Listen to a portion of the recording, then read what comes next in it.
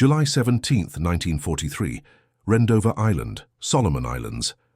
As the tropical sun beat down on the muddy clearing, Lieutenant Commander Howard Richards surveyed the devastated landscape with growing desperation. In less than 72 hours, 3 squadrons of Marine Corsairs were scheduled to land on an airstrip that currently existed only in planning documents. The engineering officer believed they had weeks to complete the impossible task. They had 3 days. Before we dive into this story, drop a quick hi in the comments and tell me where you're watching from. It really helps support the channel. This is the story of how a brilliant innovation from an unlikely source would not only save countless American lives, but forever change how military construction was approached in the Pacific Theater, proving that sometimes the most revolutionary ideas come from those we're least prepared to hear. The morning briefing had gone poorly.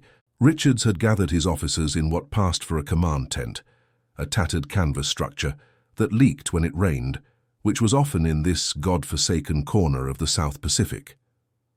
Maps were spread across makeshift tables, constructed from ammunition crates showing the planned airfield layout. The projected timeline made Richards' stomach turn. "Gentlemen, I won't sugarcoat this," Richards began, his voice carrying the weight of command despite his exhaustion. "Division has moved up the timetable. We don't have 3 weeks. We have 3 days to build an operational airstrip capable of handling Marine Corsairs." The silence that followed was deafening. Captain James Miller, Richards' executive officer, was the first to speak. "With all due respect, sir, that's impossible. We're talking about clearing several thousand trees, moving tons of earth, laying the mast and matting. Even with every man working around the clock, we'd need at least 2 weeks. Richards nodded grimly. "I'm well aware, Captain. But the Marines are pushing inland faster than expected. They need air support by the 20th. Or we risk losing the momentum we've gained against the Japanese. Admiral Halsey himself has made this a priority." Lieutenant William Hargrove, a thin man with wire-rimmed glasses who handled logistics, consulted his clipboard. "Our equipment situation is problematic, sir. We have 4 operational bulldozers, 2 graders, and only enough fuel for about 48 hours of continuous operation. The supply ships won't arrive until the 25th. Richards ran a hand through his salt and pepper hair. "What about manpower?" "The 63rd Naval Construction Battalion arrived yesterday," Miller reported. "Approximately 1,000 men, but they're green, sir. Most have never been in a combat zone before." "And they're integrated," added Lieutenant Commander Thomas Whitfield, the senior civil engineer, with a slight edge to his voice. "The 63rd has nearly 200 colored troops." Richards noted the tone but chose to ignore it. "At this point, Whitfield, I'd take help from the Emperor's own grandmother if she could swing a shovel. We need every able body." The meeting continued for another hour, with each officer explaining in detail why the task was impossible. As they filtered out of the tent, Richards remained seated, staring at the maps. The situation was dire. The Japanese had been pushed back on Wendover, but intelligence suggested they were regrouping for a counterattack. Without air support, the Marines would be dangerously exposed.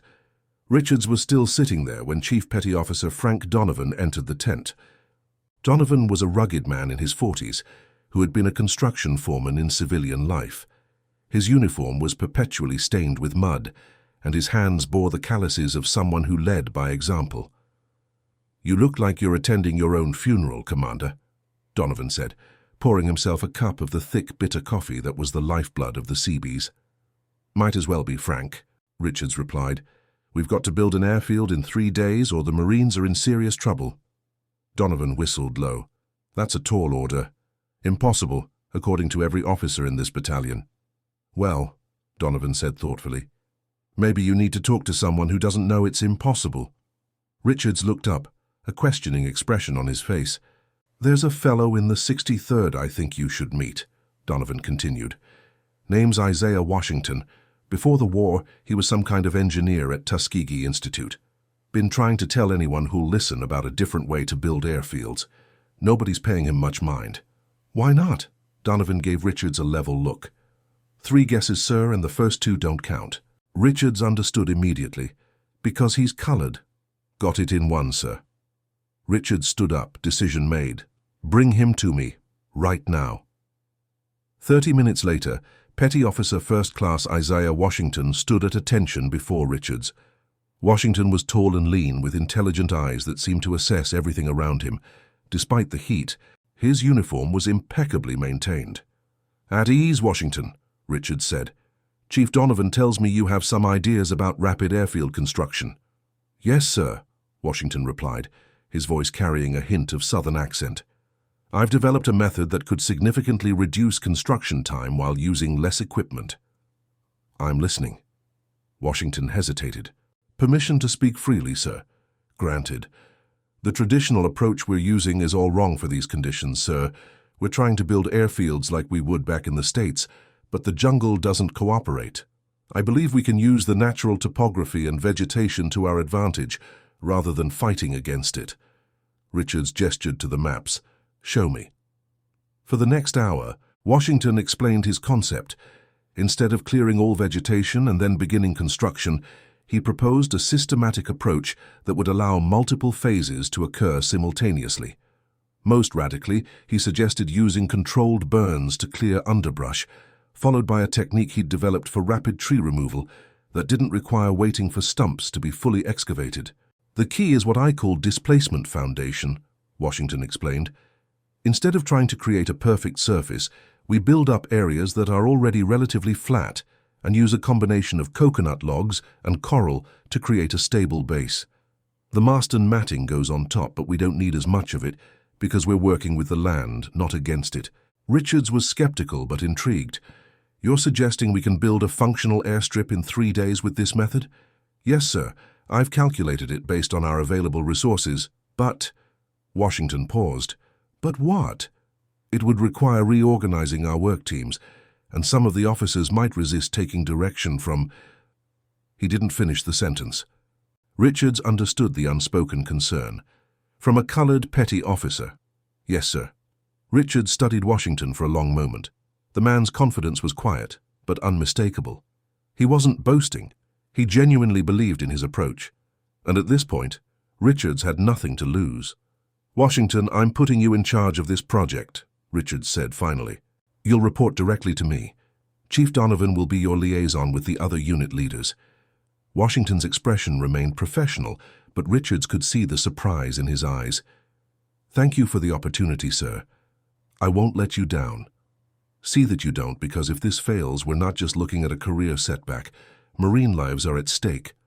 "I understand, sir." As Washington left, Donovan lingered. "That's going to ruffle some feathers, Commander." Richards shrugged. "If his idea works, they can ruffle all they want. If it doesn't, we're no worse off than we are now." The next morning, Richards called another meeting with his officers to announce the change in plans. The reaction was predictably negative. "With all due respect, sir," Lieutenant Commander Whitfield protested, "you're placing the entire operation in the hands of an untested petty officer with an experimental method." "I'm placing the operation in the hands of an engineer with a solution to our impossible timeline," Richards countered, "and I expect every man in this battalion to give him their full cooperation." Captain Miller looked concerned. "The men might not respond well to taking orders from a Negro?" Richards cut him off. "Then they'd better adjust quickly, Captain. Because right now, Washington's plan is the only one we have that doesn't end with dead Marines. Is that clear?" The officers nodded reluctantly, though Richards could see the skepticism in their faces. He didn't blame them. He had his own doubts about Washington's unconventional approach, but desperate times called for desperate measures. As the meeting broke up, Lieutenant Junior Grade Robert Peterson approached Richards. Peterson was young, barely out of college when the war started, but he had quickly proven himself to be adaptable and resourceful. "Sir, I'd like to volunteer to work directly with Washington," Peterson said. "I have some experience with alternative construction techniques from my time with the Civilian Conservation Corps." Richards was surprised but pleased. "Good. Report to him immediately. He's setting up at the eastern edge of the clearing." Word spread quickly through the camp about the new approach and who was leading it. The reactions ranged from skepticism to outright hostility, particularly among some of the southern Seabees, who weren't accustomed to taking orders from black men. Washington, for his part, seemed prepared for the resistance. He had assembled a core team from the 63rd Battalion, men who knew him and trusted his judgment. They began marking out the airfield perimeter, while other teams prepared for the controlled burns. By mid-morning, a crowd had gathered to watch the proceedings with a mixture of curiosity and skepticism. Among them was Seaman James "Bucky" Buchanan, a bulldozer operator from Georgia with a reputation for both skill and a short temper. "This is a waste of time," Buchanan muttered to his companions. 3 days to build an airfield, not possible, especially not using some crazy colored man's scheme. Chief Donovan overheard the comment as he passed by. "That crazy colored man graduated top of his class at Tuskegee, Buchanan. What's your educational background again?" Buchanan flushed but said nothing. Donovan addressed the gathered men. "Listen up. Commander Richards has authorized this approach because our backs are against the wall. You don't have to like it, but you will follow orders. Any man who drags his feet will answer to me personally. Now move out." The men dispersed, still grumbling but sufficiently motivated by Donovan's warning. Washington, meanwhile, was explaining his plan to the team leaders, including Lieutenant Peterson. "The first phase is the controlled burn," Washington said, pointing to a marked section of the map. "We'll use the prevailing winds to our advantage, burning in sections moving from east to west. Fire teams will maintain control lines to prevent spread." "What about the trees?" asked Peterson. "Burning won't take care of those." "No, but it will clear the underbrush and make the next phase easier," Washington explained. "For the trees, we'll use what I call selective felling. Instead of clearing every tree in the path, we identify the minimum number that must be removed for safe operations." "And the stumps?" another team leader asked. "That's where the displacement technique comes in," Washington continued.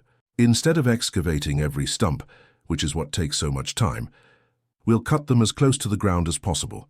Then we'll build up the runway around them, using coral and compacted soil to create a stable surface. The mast and matting will distribute the weight of the aircraft evenly." There were doubtful murmurs from some of the men, but Peterson nodded thoughtfully. "It's similar to some of the road-building techniques we used in the CCC during flood seasons. Unconventional, but I've seen it work." Washington looked grateful for the support. "Exactly. And by working in parallel rather than sequential phases, we can reduce the total time significantly." The controlled burns began that afternoon. Washington had divided the airfield area into sections, and teams worked to create fire breaks to prevent the flames from spreading beyond the designated areas. As the fires consumed the underbrush, other teams followed behind with machetes and axes, clearing what remained and marking trees for removal. Richards observed the operation from a distance, accompanied by Captain Miller. "It looks chaotic," Miller commented. "It looks different," Richards corrected. "There's a method to it. See how they're working in overlapping zones. As soon as one area is cleared enough, the next team moves in. No waiting." Miller remained skeptical. "Even if this works, and that's a big if, there's going to be pushback. Word is already spreading through the camp. Some men are saying they won't take orders from Washington. Then they'll find themselves on the first transport back to Pearl facing charges," Richards said firmly. "We don't have time for prejudice, Miller. Not with Marines counting on us." By sunset, the first section had been burned clear, and tree removal was well underway. Washington had developed a technique using cables and multiple bulldozers to pull trees down in controlled directions, minimizing the danger to equipment and men. It was faster than traditional methods, though not without risk. As darkness fell, Richards ordered floodlights set up, so work could continue through the night. The island humidity made the air thick and oppressive, but the men worked on, many stripped to the waist, their bodies gleaming with sweat in the harsh artificial light. Washington seemed to be everywhere at once, checking measurements, adjusting plans, solving problems as they arose. He worked alongside his men, never asking anyone to do something he wasn't willing to do himself. Even some of the initial skeptics were beginning to show grudging respect for his work ethic, if not yet his methods. Richards retired to his tent around midnight, exhausted but cautiously optimistic. Washington's approach was unorthodox, certainly, but the progress was undeniable. They had cleared more ground in one day than Richards had thought possible. He was awakened before dawn by Chief Donovan. "Problem, sir," Donovan reported. Some of the bulldozer operators are refusing to work. Richards dressed quickly. Washington? He's trying to handle it, but it's getting ugly. When Richards arrived at the construction site, he found a tense standoff. A group of about a dozen equipment operators, led by Buchanan, were standing with arms crossed, while Washington and Peterson tried to reason with them. "What's going on here?" Richards demanded. Buchanan stepped forward. "With respect, sir, we ain't taking orders from him," he said, jerking his thumb toward Washington. "His methods are dangerous. Jim Wilkins nearly got crushed when that last tree came down wrong." "Is this true?" Richards asked Washington. "There was an incident, sir," Washington admitted. "The tree fell in an unexpected direction due to hidden rot. Wilkins was warned to stand clear, but he was in the wrong position. He wasn't injured." "Close enough." Buchanan spat. "And now he wants us to try this harebrained scheme with the stumps. It ain't gonna work, sir, and I ain't risking my neck on it." Richards looked at the group of men, then at Washington. "Is there any validity to their safety concerns?" Washington considered the question carefully. "There are risks, sir, I won't deny that. We're attempting in 3 days what would normally take weeks, but the methods are sound if executed properly." Richards made his decision. "Buchanan, you and your men have a choice. Follow orders and do your jobs, or face disciplinary action. What's it going to be?" Buchanan looked at his companions, then back at Richards. "We'll work, sir, but not under him. Put a white officer in charge, and we'll do whatever you need." Richards felt his temper rising but kept his voice level. "That's not an option. Washington designed this plan, and he's the one who understands how to execute it. You'll take your orders from him, or you'll be on report. Is that clear?" The men shifted uncomfortably, but none spoke up. I said, "Is that clear?" "Yes, sir," they mumbled in ragged unison. "Good. Now get back to work. We're burning daylight." As the men dispersed, Richards pulled Washington aside. "Is this going to be a continuing problem?" Washington's expression was unreadable. "Possibly, sir, but I can handle it." "Make sure you do. And Washington, be careful. I'm backing you because I believe in your plan, but if men get hurt because of unnecessary risks, I'll shut this down immediately." "Understood, sir. Safety remains a priority even with our accelerated timeline." As Washington returned to supervising the operation, Peterson approached Richards. "Sir, if I may, I think part of the problem is that some of the men don't understand the engineering principles behind Washington's methods. They see it as reckless because it's unfamiliar." Richards nodded. "What do you suggest?" "Let me work with the team leaders to explain the concepts. Once they understand the why behind the what, there might be less resistance." "Good idea, Lieutenant. Make it happen." Throughout the day, work continued at a feverish pace. The tree removal was proceeding faster than expected, thanks to Washington's innovative techniques. But the real test would come with the next phase, preparing the runway surface without fully removing the stumps. By late afternoon, the first section was ready for this crucial step. Washington gathered the team leaders to demonstrate his displacement foundation technique. "Instead of digging out each stump, which would take days, we're going to cut them as close to the ground as possible," Washington explained. "Then we'll use a layer of coconut logs laid crosswise covered with coral and compacted soil to create a level surface." "The weight of aircraft will cause that to shift," objected one of the engineers. "Not if it's properly constructed," Washington countered. "The coconut logs distribute the weight over a wider area, and the coral soil mixture, when compacted, forms an extremely stable base. We use similar techniques for rural roads in Alabama." The demonstration began with a team cutting the stumps using chainsaws and axes. Then coconut logs were brought in and laid in a careful pattern over the area. Next came crushed coral, harvested from the nearby reefs, mixed with soil and spread over the logs. The final step was compaction. Washington had modified 2 of the bulldozers with large metal plates attached to the fronts, creating improvised steamrollers. The machines moved back and forth across the surface, compressing the material into a solid foundation. "Once this is fully compacted, we'll lay the mast and matting on top," Washington explained. "The matting will further distribute the aircraft weight and provide a smooth surface for takeoffs and landings." Richards watched with interest. The technique was unlike anything he'd seen before, but the logic behind it was sound. If it worked, they would save countless hours compared to traditional methods. As the day progressed, more sections were cleared and prepared for the displacement foundation. The men were working in shifts around the clock, their efforts coordinated with surprising efficiency given the accelerated timeline. Not everything went smoothly, however.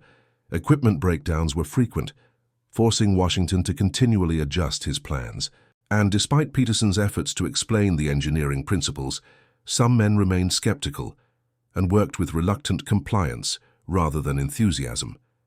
The biggest challenge came when one of the modified bulldozers broke down while compacting a section of the runway. Without it, the process would slow significantly. Washington assessed the situation quickly. "We need to improvise," he told Peterson. "Gather as many men as you can find. We'll compact this section manually." Manually? Peterson looked dubious. "Hand tampers, like the ones used for post holes, but larger. We can make them from tree trunks with handles attached." Within an hour, a team of 50 men was working across the section, rhythmically raising and dropping heavy wooden tampers to compact the surface. It was backbreaking work, but effective. Buchanan, who had been assigned to a different area, walked by and watched the operation. After several minutes, he approached Washington. "This is taking too long," Buchanan said, his tone less hostile than earlier. "What if we rig a pulley system? Raise a heavy weight and drop it repeatedly. Cover more area faster." Washington considered the suggestion. "That could work, like a pile driver, but horizontal." "Exactly," Buchanan nodded. "We could use one of the cranes to lift and drop a concrete block. I've done something similar for dock construction." For a moment, the two men looked at each other with cautious respect, two professionals finding common ground in solving a practical problem. "Let's try it," Washington decided. "Show me what you have in mind." By nightfall, Buchanan's improvised compactor was operational, using a crane to repeatedly lift and drop a 2-ton concrete block across the runway surface. It was crude but effective, compacting the material much faster than the manual method. Richards observed this collaboration with interest. Perhaps he thought there was hope yet for his fractured battalion. The second day dawned with renewed intensity. The clearing and foundation work continued on schedule, but new challenges emerged. The constant operation had depleted their fuel reserves faster than anticipated, and there was concern they might run out before completion. Washington called a meeting with Richards, Donovan, and the other key leaders to address the issue. "We need to prioritize," Washington explained. "From now on, heavy equipment will only be used for tasks that absolutely require it. Everything else will be done manually." "The men are already working to exhaustion," Miller pointed out. "How much more can we ask of them?" "We'll rotate shifts more frequently," Washington suggested. "Shorter bursts of intense work, then rest, and we'll focus on the most critical sections first, the main runway and immediate taxi areas. The peripheral areas can be completed after the Marines arrive if necessary." Richards approved the plan, though he knew it would push his men to the limit. The heat and humidity were taking their toll, with cases of heat exhaustion mounting. The medical tent was filling with Seabees suffering from dehydration and exhaustion, yet for every man who dropped, another seemed ready to take his place. Morale was a complex issue. Some men, inspired by the visible progress and the urgency of the mission, worked with fierce determination. Others, particularly those who had initially resisted Washington's authority, performed their duties with grudging efficiency at best. Peterson had become Washington's de facto second-in-command, helping to translate his engineering concepts to the other officers and serving as a bridge between Washington and the white Seabees. His enthusiasm for the project was genuine and infectious. "It's remarkable," Peterson told Richards during an inspection of the first completed section. "Washington's method isn't just faster. In some ways, it's actually creating a more durable foundation than traditional techniques. The interlocking log structure beneath the surface provides flexibility while maintaining strength." Richards was cautiously optimistic. "Will it hold up under repeated landings and takeoffs?" "Based on the compaction tests, yes," Peterson confirmed. "It's not a permanent solution. We'd want something more conventional for a long-term base. But for immediate operational needs, it's genius. By midday, they had completed nearly half of the main runway. The mast and matting was being laid over the prepared sections, creating a visibly functional airstrip taking shape amidst the jungle clearing. Men worked in coordinated teams, unrolling the steel matting and locking the sections together with practiced efficiency. Washington himself seemed inexhaustible, moving from team to team, checking measurements, solving problems, and encouraging the men. His quiet authority had begun to win converts, even among the initial skeptics. Around 1400 hours, a runner brought urgent news. A communication had arrived from the Marine Advance Force. They were facing heavier resistance than expected and had requested that the air support timeline be moved up if possible. The first squadron might arrive as early as the following morning. Richards called Washington, Peterson, and Donovan to his tent to discuss the development. "Can we be ready by 0800 tomorrow?" Richards asked directly. Washington studied the progress map, calculating mentally. "The main runway, yes. We'll need at least 300 feet for the Corsairs. We can have that ready. The taxi areas and dispersal points will still be under construction, but the Marines can land." "What about fuel and ammunition storage?" Donovan asked. "We've prepared the revetments on the eastern edge," Peterson reported. "Basic facilities will be operational, though not ideal." Richards made his decision. "We'll inform command that we can accommodate the first squadron tomorrow morning. Washington, focus all efforts on completing the minimum required runway length. Everything else is secondary." "Yes, sir," Washington acknowledged. "We'll need to run the lights all night to finish in time." "Do whatever you need to do," Richards ordered, "but get it done." The news spread quickly through the camp, giving the exhausted Seabees a renewed sense of purpose. The timeline, already compressed beyond reason, had just been shortened again. Yet rather than despair, a strange energy seemed to take hold of the men. The impossible task was nearly complete, and they could see the tangible results of their labor taking shape before their eyes. Even Buchanan, who had been so resistant initially, was now working tirelessly with his team to complete the compaction of the final runway sections. The improvised compactor he had designed with Washington had proven so effective that they had built a second one to speed up the process. As dusk fell, the entire camp was illuminated with floodlights, creating a surreal landscape of shadows and harsh brightness. Men moved like ghosts through the artificial day, their faces streaked with sweat and dirt, their movements showing the wear of continuous labor, yet pressing on with grim determination. Washington was everywhere, checking measurements, adjusting plans on the fly, solving problems as they arose. His quiet confidence never wavered, even as the challenges mounted. A section of the runway that had seemed solid during testing began to show signs of subsidence. Without hesitation, Washington ordered it torn up and rebuilt, even though it meant hours of additional work. "We can't risk a Corsair nosing over on landing," he explained to Richards, who had questioned the delay. "Better to do it right the first time than to explain to the Marines why their planes are damaged." Richards couldn't argue with the logic, though the setback was concerning. "How much time will we lose?" 2 hours, maybe 3, Washington estimated. "We'll make it up elsewhere." True to his word, Washington reorganized the teams to accelerate work on other sections while the problem area was being fixed. He pulled men from less critical tasks, focusing all available manpower on the runway itself. As midnight approached, Richards made a circuit of the construction site. The progress was remarkable. Nearly 2/3 of the runway was now complete, with mast and matting laid and secured. The remaining sections were in various stages of preparation, with teams working in a carefully orchestrated sequence to maintain maximum efficiency. Richards found Washington checking the compaction on a newly prepared section, using a simple but effective test he had devised involving measured penetration of a weighted spike. "How are we looking?" Richards asked. Washington straightened up, wincing slightly as his tired muscles protested. "On schedule, sir. Barely. We'll have the minimum 300 feet ready by 0800. Richards nodded, studying the man before him. Washington had been working continuously for nearly 48 hours, with only brief breaks for food and water. His uniform was caked with mud and sweat, his eyes bloodshot from fatigue, yet his focus remained unwavering. "You should get some rest," Richards suggested. "Peterson can oversee things for a few hours." Washington shook his head.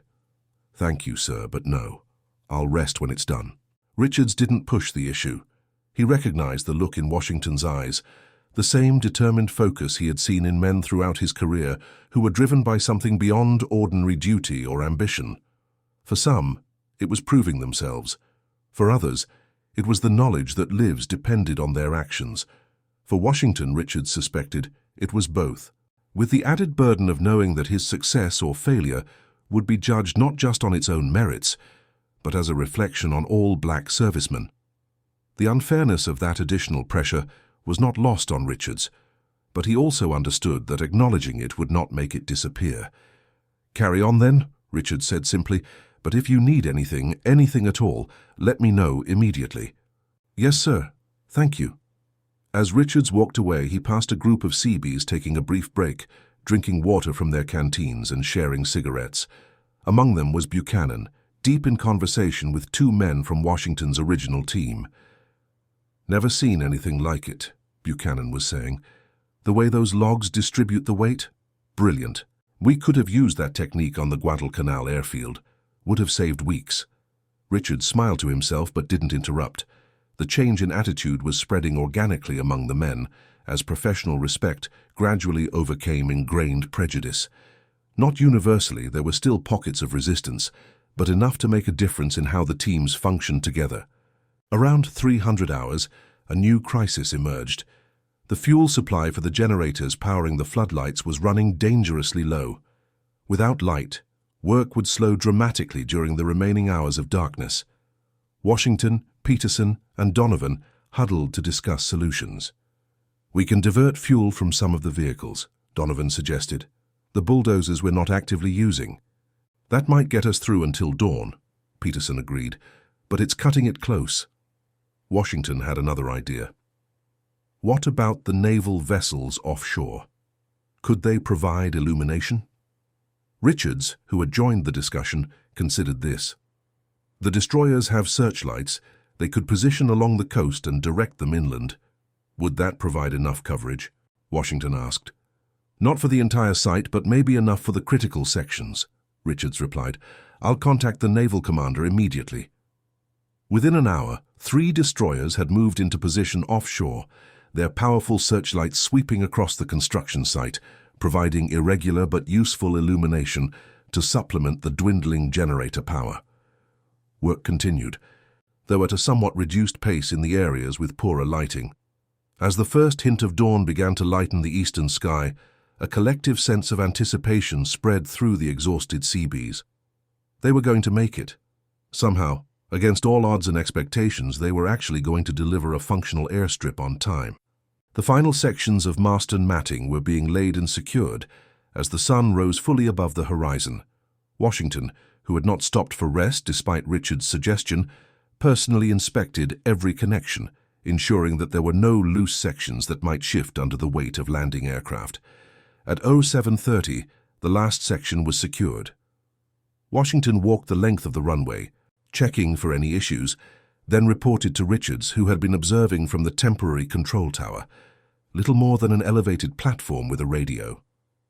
"The runway is operational, sir," Washington reported, his voice hoarse with fatigue, but carrying a note of quiet pride. 200 feet of usable landing surface. The taxi areas to the eastern dispersal points are complete. The western areas will be finished by this afternoon. Richards nodded, feeling a surge of pride in what his men had accomplished. "Well done, Washington. Extraordinarily well done." "Thank you, sir. But it was a team effort. Every man here contributed." "Under your direction," Richards pointed out, "your method worked. 3 days to build an airfield. I wouldn't have believed it if I hadn't seen it myself."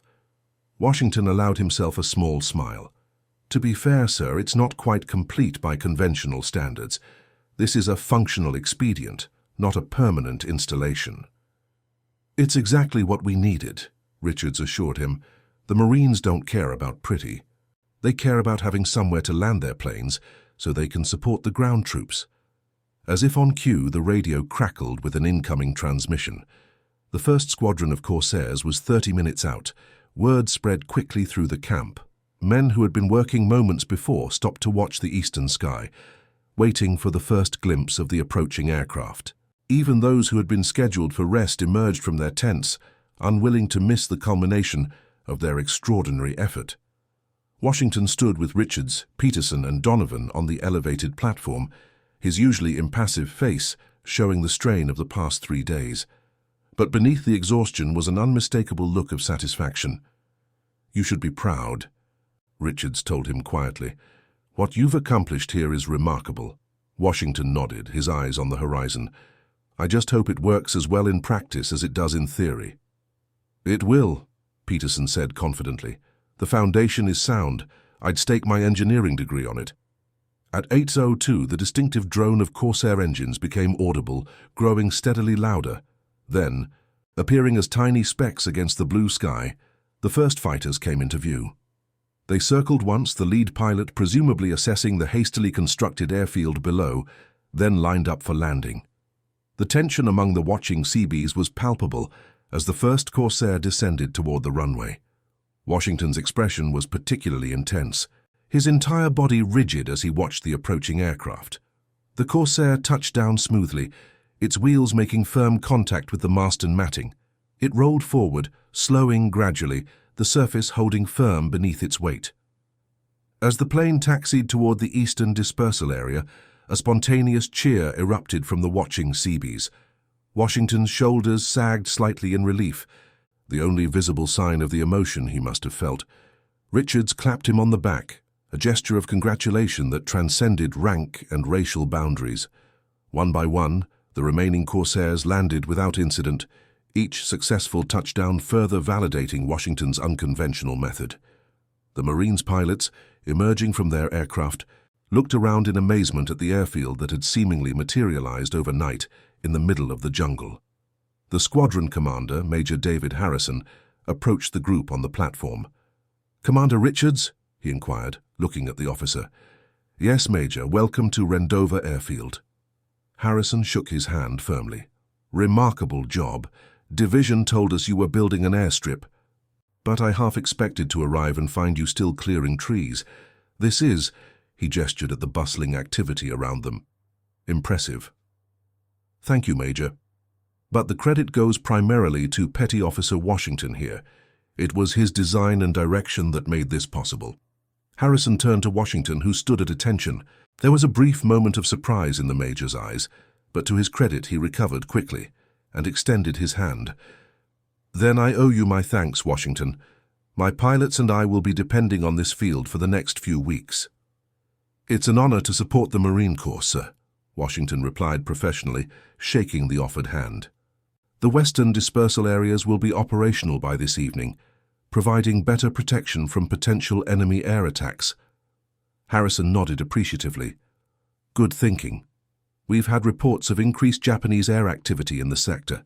The sooner we can get our birds under cover, the better." The conversation continued, with Washington explaining the unique construction techniques used and the expected maintenance requirements. Harrison listened attentively, asking informed questions that revealed his own engineering knowledge. As the discussion concluded, Harrison turned to Richards. "Command will be very interested in this construction method, Commander. It could revolutionize our advance across the Pacific if we can replicate it elsewhere." "That's my hope, Major," Richards replied. "We'll be preparing a full report once the installation is complete." "Include my endorsement," Harrison said firmly. "What you've accomplished here in 3 days would typically take weeks. In a theater where time equals lives, that's invaluable." After Harrison departed to oversee his squadron's setup, Richards turned to Washington. "You heard the Major. This could change how we build advanced airfields throughout the Pacific. Your method could save countless lives and accelerate our progress against the Japanese." Washington nodded, though his expression remained guarded. "If it's adopted, sir." Richards understood the unspoken concern. Innovative ideas in the military, particularly those from minority servicemen, often faced an uphill battle for recognition and implementation. "I'll make sure it gets the attention it deserves," Richards promised. "Now, for God's sake, get some rest, that's an order." Washington finally allowed himself a genuine smile. Gladly, sir. Thank you. As Washington departed for his well-earned rest, Richards reflected on the remarkable achievement they had just witnessed. An impossible task, completed through the application of innovative thinking and sheer determination. And, perhaps equally significant, a diverse group of men, many of whom had arrived with deep-seated prejudices, had been forced by circumstances to work together and recognize each other's value. The war in the Pacific was far from over. Many challenges lay ahead. But for this moment, on this small island in the Solomon chain, a significant victory had been won, not just in the construction of an airfield, but in the breaking down of barriers that had seemed as immovable as the jungle itself. Over the next 2 days, the remaining facilities at Rendova Airfield were completed according to Washington's design. The western dispersal areas, fuel storage revetments, and maintenance facilities were all operational by the time the second squadron of Marine aircraft arrived.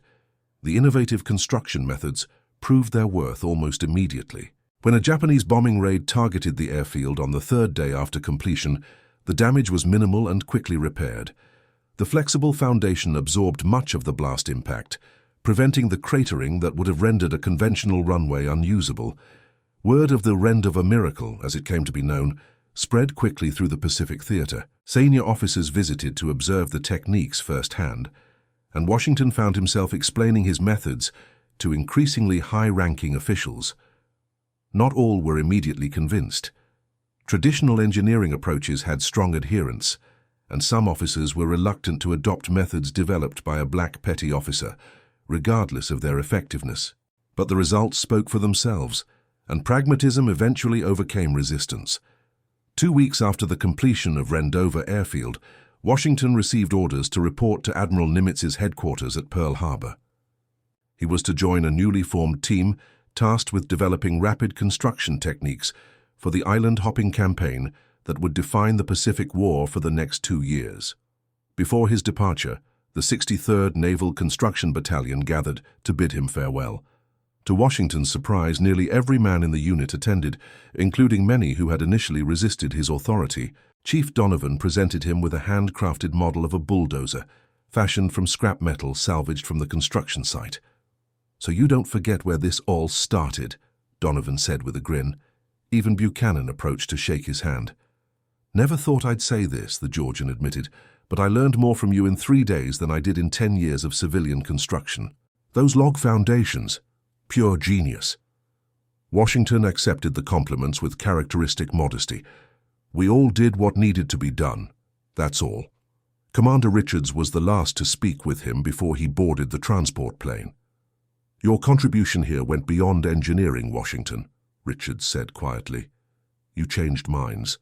That may prove even more valuable in the long run." Washington nodded, understanding the deeper meaning behind the words. "One airfield at a time, sir." "Indeed," Richards agreed.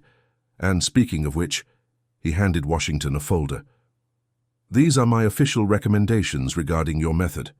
I've included a formal commendation for your service here and a recommendation for promotion. Admiral Nimitz will have this on his desk before you arrive." Washington accepted the folder with surprise. "Thank you, sir. I don't know what to say." "You've earned it," Richards said simply. "What you've done here will save lives across the Pacific. Never doubt that." As the transport plane lifted off from the very airfield he had helped create, Washington looked down at the geometric pattern of runways and revetments carved from the jungle. From above, the organized layout stood in stark contrast to the chaotic vegetation surrounding it, a symbol of human ingenuity imposing order on nature. But Washington knew the reality was more complex than that simple visual metaphor suggested. His approach had succeeded precisely because it worked with the natural environment rather than against it. By adapting to local conditions and utilizing available materials in innovative ways, they had achieved what conventional methods could not. There was a broader lesson there, Washington reflected, one that extended beyond engineering to the very structure of society itself. Progress came not from rigidly imposing preconceived notions, but from flexibility, adaptation, and recognizing the value of diverse perspectives. The war would continue for nearly 2 more years. Washington's rapid construction techniques would be refined and implemented across the Pacific, enabling the American advance toward Japan at a pace that would have been impossible using conventional methods. After the war, these innovations would find their way into civilian construction, particularly in developing regions where traditional heavy equipment and materials were scarce. Roads, bridges, and airfields built using variations of the Washington method would connect remote communities across Africa, Asia, and South America. For Isaiah Washington himself, the Rendova project marked the beginning of a distinguished career that would break numerous racial barriers.